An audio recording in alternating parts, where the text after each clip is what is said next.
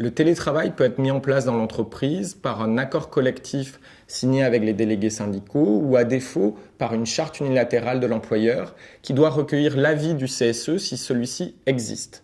Mais dans tous les cas, l'employeur et le salarié ont la possibilité d'un commun accord de décider du télétravail. Cet accord ne se fonde pas nécessairement sur un avenant, il peut être matérialisé par tout moyen, par exemple par un échange d'emails.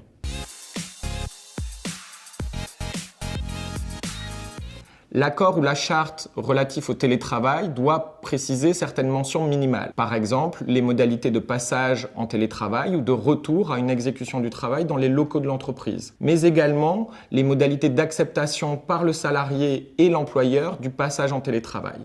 Cette charte ou cet accord doivent définir également les modalités de contrôle du temps de travail et les plages horaires pendant lesquelles l'employeur peut contacter le salarié. Il convient de noter que la loi ne prévoit plus de mesures de prise en charge du coût du télétravail pour le salarié, mais qu'à défaut d'accord d'entreprise, l'accord national interprofessionnel de 2005 reste applicable.